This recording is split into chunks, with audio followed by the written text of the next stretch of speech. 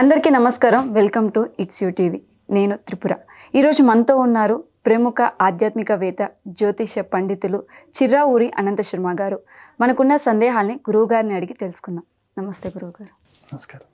గురువుగారు, కాశీలో ఎక్కువ మాట్లాడుకునేది మనం మణికర్ణిక ఘాట్ గురించి. అసలు మణికర్ణిక ఘాట్ యొక్క విశిష్ట గురించి మాకు వివరణగా చెప్తారా గురువుగారు? మణికర్ణిక ఘాట్ అనేది చాలా విశేషమైనది. మధ్యాహ్నే మణికర్ణిక అని చెబుతారు. అంటే మధ్యాహ్న సమయంలో అక్కడ స్నానం చేయాలి అనేది ప్రస్తుతం మనకు వాడుకలో కనిపిస్తోంది. అయితే మధ్యాహ్నమే ఎందుకు చేయాలి అంటే ఆ సమయానికి దేవతలందరూ వచ్చి అక్కడ స్నానాలు చేస్తారు అనేది మనకి పురాణంలో చెప్పారు. కాబట్టి ఆ సమయంలో వాళ్ళు అక్కడ ఉన్నప్పుడు అది మరింత పవిత్రమైన స్థలంగా తయారవుతుంది, తీర్థంగా తయారవుతుంది. కాబట్టి ఆ సమయంలో స్నానం చేయడం మంచిది. అయితే అక్కడ ఒక లోపం ఉంది. ఏమిటి అంటే మధ్యాహ్నే మణికర్ణిక అన్నారు కదా, 12 గంటలకల్లా టక్కున వెళ్ళి స్నానం చేయాలి. అక్కడ అటు ఇటు దాడితే దాని ఫలితం లేదు అని ఆలోచిస్తూ ఉంటారు. ఈ లేదు అన్నదాని వల్ల ఏమైపోతుంది అంటే ఆ సమయం దాటితే సర్లే అయిపోయిందిలే వదిలేద్దాము అని వచ్చే పుణ్యాన్ని కూడా వదిలేసుకునే పరిస్థితి. ఓ అరగంట తేడా వచ్చింది, నష్టం ఏం లేదు, ఆ సమయంలో వెళ్ళి చేయొచ్చు. ఎందుకు అసలు మధ్యాహ్నము అనే దానికి నిర్వచనం ఏమిటి? ఈ 12 గంటలు అనేదంతా కూడా తర్వాత వచ్చింది కదా. సూర్యోదయం నుంచి సూర్యాస్తమయం వరకు ఉన్న కాలాన్ని మనం విభజన చేసుకుంటాం. ప్రాతః, సంగమ, మధ్యాహ్న, అపరాహ్న, సాయాహ్నాలు 5 భాగాలుగా విభజన చేస్తాం. ఇప్పుడు 12 గంటలని 5 భాగాలుగా విభజన చేస్తే ఎంతెంత వస్తుంది? 2:30 అయితే మీకు 10 గంటలు అయిపోయింది. ఇంకో 2 గంటలు ఎక్స్ట్రా మిగిలింది. అంటే సుమారుగా 2 గంటల చిల్లర ఉంటుంది. అన్నప్పుడు ఈ 12 గంటల్లోనూ మనకి మొత్తం మధ్యాహ్న సమయం ఎంత అయినట్టు? 2:30 గంటలో లేకపోతే 2 గంటల 15 నిమిషాలు వేసుకోండి.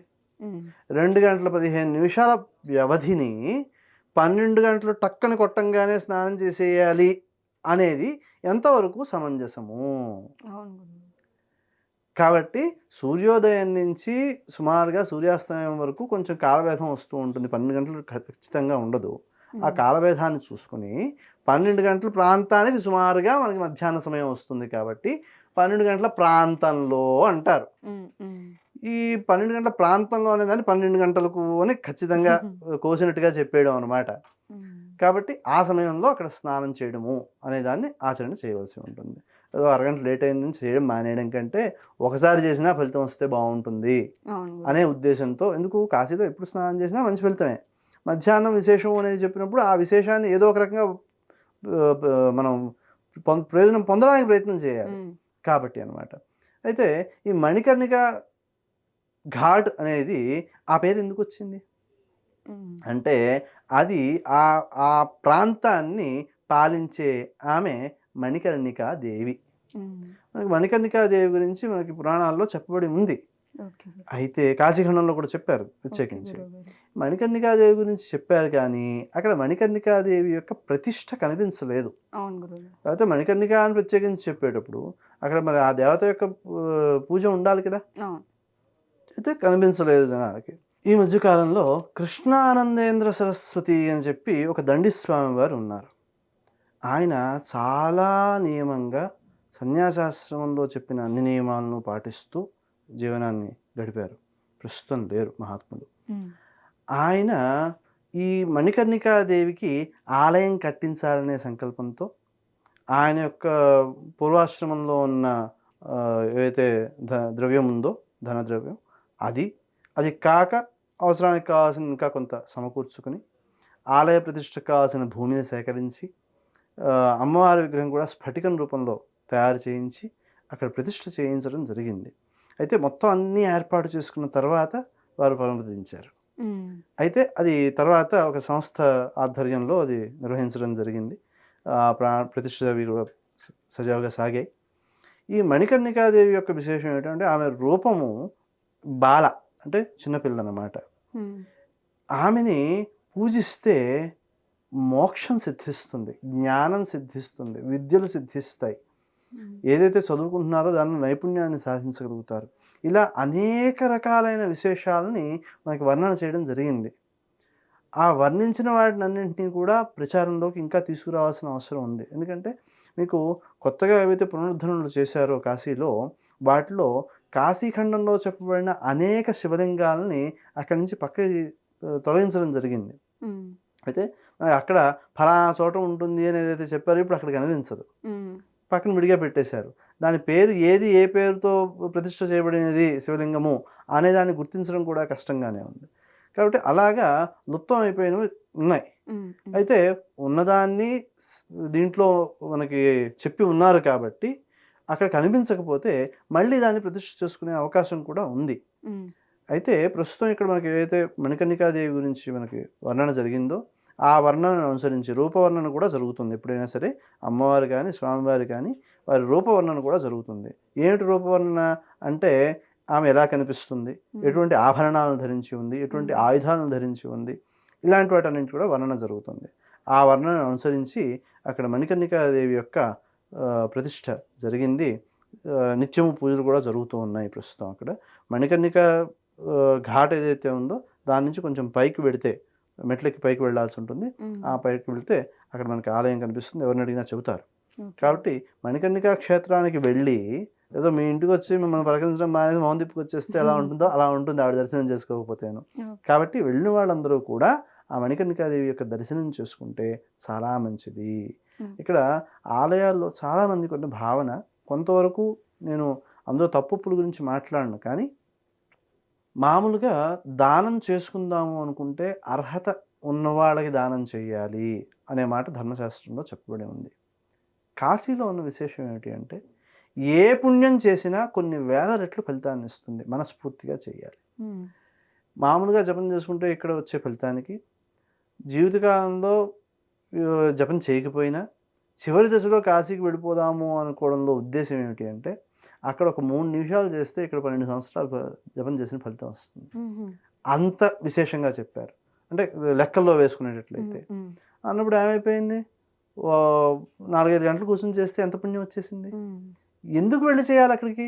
అంటే మోక్షం రావడం కోసమే చేసుకోవాలి. హ్మ్. కోరికలు తీరడం ప్రధానం. భగవదారాధన కోరిక తీరడం కోసం కూడా చెయ్యాలి. ఎందుకు? ఆ కోరిక మిగిలిపోతే మళ్ళీ ఇంకో జన్మ వచ్చేస్తుంది. హ్మ్. కాబట్టి వాటితో ప్రమేయం లేకుండా మనకి మళ్ళీ జన్మ వద్దు, మోక్షమే కావాలి అనే పట్టుదలతో చేసుకోవాల్సి ఉంటుంది. హ్మ్. ఈ జపాలన్నీ చేసుకోవడం దేనికి అక్కడికి వెళ్ళి కూర్చొని చేసుకుంటే ఏమొస్తుంది? అంటే ఏవైనా పాత బాకీలు ఉంటే అవి తీరిపోతూ ఉంటాయి. హ్మ్. ఎలా తీరిపోతాయి? అంటే ఇప్పుడు ఒక వ్యక్తికి ఒక యాక్సిడెంట్ అవ్వాలి. హ్మ్. రాసిపెట్టుంది. ఏం చేయలేం. కానీ దాని యొక్క తీవ్రత చాలా ఎక్కువుందనుకోండి, మన చేతుల్లో ఉండదు. హ్మ్. కానీ తగ్గే అవకాశం ఉంది అనే పరిస్థితి జాతకంలో కనిపిస్తే, తగిన జపాలు చేసుకొని పుణ్యం పెంచుకుంటే, పుణ్యం పెరిగే స్థాయిని బట్టి ఇక్కడ కూడా స్థాయి భేదం ఏర్పడుతుంది. హ్మ్. యాక్సిడెంట్ అవ్వాలి, ఒకటి మరణం. దాన్నేం చేయలేం ఇంకా. హ్మ్. కాదు కొంచెం కిందకొచ్చింది పుణ్యం పెరిగి. అంటే అది ఆకస్మిక మరణం హ్మ్. అయినట్లయితే కొంచెం కిందకొచ్చింది. కొంచెం కాళ్ళు చేతులు గట్టిగానే విరిగాయి. 6 నెలలో, సంవత్సరమో బెడ్ రెస్ట్ తీసుకోవాలన్నారు. హ్మ్. సర్దుకుంటాడు తర్వాత. లేదు ఇంకొంచెం పుణ్యం పెరిగింది. తీవ్రత తగ్గుతుంది. హ్మ్. గట్టిగానే తగిలాయి. 1, 2 దెబ్బలు తగిలినా 6 నెలలు కొంచెం జాగ్రత్తగా ఉండాలి అంటే సరిపోయింది. హ్మ్. ఇంకొంచెం పుణ్యం పెరిగింది. దెబ్బ తగిలింది. కొంచెం కట్లు కట్టించేసుకొని నెల రోజులు ఆయింట్మెంట్లు అవి రాసుకుంటే సరిపోయింది. హ్మ్. ఇంకొంచెం పెరిగింది. హ్మ్. దెబ్బ తగిలి పడ్డాడు. కొంచెం కొంగు దెబ్బలాగా నొప్పెట్టింది. సర్దుకుంటుందిలే పర్వాలేదు వారం రోజుల్లో. ఇంకా పెరిగింది పుణ్యం. హ్మ్. యాక్సిడెంట్ అవ్వకుండా అమ్మో! అయిపోయింది హ్మ్. అనిపించే మానసిక స్థితినిచ్చేస్తుంది. హ్మ్. అంటే అనుభూతి కూడా పూర్తయిపోయిందక్కడ. అవును గురు. ఇంకా పెరిగింది. పెరిగినప్పుడు ఏమైంది? ఈ యాక్సిడెంట్ అవ్వకుండా అనుభూతి ఒక్కదానితోనే పూర్తయిపోయేలాగా కలలో కూడా పూర్తయిపోవచ్చు. హుహు. మీకు కలలో మరణించినట్టు వస్తే మంచిది. శుభం జరిగితే మంచిది కాదు. అన్నం తిన్నట్టు వస్తే కల మంచిది కాదు. అవును. అవును. ఇలాంటివి చెప్తారు. హ్మ్. ఎందుకు అంటే అక్కడ అనుభూతి పూర్తయిపోతోంది. హ్మ్. కాబట్టి అన్నం తిన్నట్టు వస్తే అన్నం తిన్న అనుభూతి పూర్తయిపోయింది కాబట్టి అన్నం ఆరోగ్యానికి సంబంధించింది కాబట్టి అనారోగ్యం ఏదో చేసే ప్రమాదం ఉంది అనే హ్మ్. విషయాన్ని గుర్తించాలి. హ్మ్. ఇలాంటి వాటినన్నింటినీ అధిగమించడానికి అక్కడ మనం ప్రత్యేకించి పూజ చేసుకుంటూ ఉన్నట్లయితే ఎప్పుడైతే మనం మణికర్ణికా ఘాట్‌లో 12 గంటలు మధ్యాహ్న సమయంలో మనం స్నానం చేస్తే విశేషం అని చెప్పామో, హ్మ్. మరి అదే సమయంలో అమ్మవారిని కూడా దర్శించుకోవాలి కదా! అవును గురు. కాబట్టి అలా దర్శించుకుని అక్కడ కాసేపు జపం చేసుకోవాలి. ఉమ్, జపం చేయకుండా ఏదో పని చేసి వచ్చాం అంటే ప్రయోజనం లేదు. ఉమ్, ఇప్పుడు ఆహారం తీసుకుంటారండి, ఏదో రుచి పచి లేకుండా ఏదో ఒకటి తిన్నాం అంటే తిన్నాం అన్నట్టుగా గడగడ తినేసి తొందరగాను వెళ్ళిపోయారు. ఉమ్, అలా నవలకుండా తినేస్తే అది అనారోగ్యానికి కారణమవుతుంది. తినేది అదే ఆహార పదార్థం, అవును అవును కానీ నవలకుండా తిన్నందువల్ల అనారోగ్యం వస్తుంది. అవును గురు. ఇది కూడా అంతే. ఉమ్, చేద్దాం అనుకున్నది భక్తితో పూర్తిగా చేయాలి. అక్కడ స్నానం చేసేసి ఆ బట్టలతో అక్కడ తడిబట్టలతో ఉంటారు. తడిబట్టలతో జపం చేయకూడదని నియమం లేదు గంగా దగ్గరికి వెళ్ళినప్పుడు. ఉమ్, నదిలో ఉండి మన లోతులో ఉండి జపం చేసుకుంటే మంచి మంచి ఫలితాలు చెప్పారు వాటికి. ఉమ్, ఆ, మనకి దత్తాత్రేయ కవచం ఉపదేశం ఉన్నవాళ్ళు చేసుకుంటే అది చాలా గొప్ప ఫలితాన్ని ఇస్తుంది. 1000 సార్లు ఆ నదిలో మన లోతు నీళ్ళలో ఉండి చెయ్యాలి. ఉమ్, అది చాలా గొప్ప గొప్ప ఫలితాలను ఇస్తుంది. అలాగే మంత్రాలు ఉన్నాయి, చాలా ఉన్నాయి.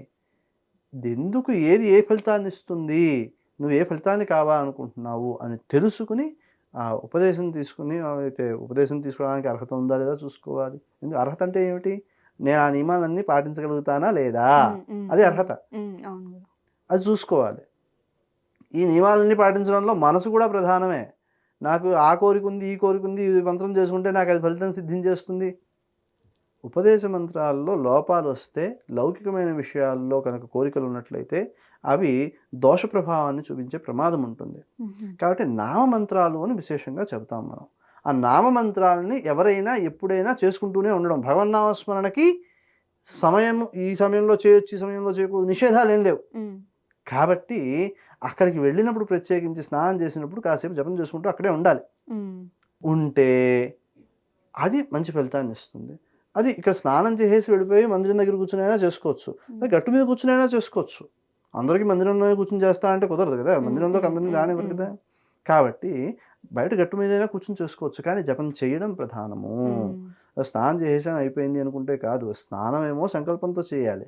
ఆ సంకల్పంతో చేసిన తర్వాత జపానికి కూడా సంకల్పం చెప్పుకోవాలి. ఈ గంగలో స్నానం చేస్తేనే సంకల్పం అవసరమా? కాదు. నిత్యము ఇంట్లో స్నానం చేసేటప్పుడు కూడా సంకల్పం చెప్పుకునే స్నానం చేయాలి. లేకపోతే ఏమవుతుంది అంటే జంతువులు అడవుల్లో, చెరువుల్లోనూ వాటిలోనూ ఒకసారి మునిగి వచ్చేస్తూ ఉంటాయి. మనకి ఊళ్ళోకి వస్తే పందులు కూడా ఉన్నాయి. వాటికి మనకి తేడా ఏముందండి? అంటే మంత్రముతో జలాన్ని మనము మంత్రించి దాని పవిత్రమైన భావనతో మనం స్నానం చేసినప్పుడు, ఎందుకు స్నానం చేసేప్పుడు చెప్పమంటారు, గంగే చయమునే చైవ గోదావరి సరస్వతి నర్మదే సింధు కావేరి జలేస్మిన్ సన్నిధిం కురు. ఆ ఈ మంత్రంతో అన్ని జలాలు కూడా వచ్చి ఇప్పుడు నేను స్నానం చేస్తున్న ఈ నీళ్ళల్లో నివాసం ఉంటున్నాయి, ప్రవేశిస్తున్నాయి. ఈ పవిత్రమైన జలంతో నేను స్నానం చేస్తున్నాను. భావం లేకపోతే ఏమైపోయింది? కాబట్టి ఆ భావంతో సంకల్పం చెప్పుకుని స్నానం చేసినప్పుడు దానివల్ల వచ్చే విశేషము, ఫలితము పుణ్యం. స్నానదానాదులకు అక్షయఫలము అని పంచాంగాల్లో రాస్తూ ఉంటారు. స్నానం చేస్తే కూడా ఇంత ఫలితం ఎందుకు వస్తుంది? పుణ్యాన్నే. మన సంకల్పం చెప్పకపోతే వాటికి మనకి తేడా లేదు ఇంకా. కాబట్టి నిత్యము ఇంట్లో కూడా సంకల్పం చెప్పుకునే స్నానం చేయాలి. అలాగా మనకి స్నానం చేయడము, జపం చేసుకోవడము, దర్శనము, ఇవి 3 విశేషమైన కార్యక్రమాలుగా కాశీలో చెబుతారు. కాబట్టి ఉదయకాలం స్నానం చేసినా సరే మళ్ళీ మధ్యాహ్నం కూడా వెళ్ళి స్నానం చేయగలిగితే చేసి జపం చేసుకోవడం అనే దానికి ప్రాధాన్యం ఇవ్వడం మంచిది. ధన్యవాదాలు గురువు గారు.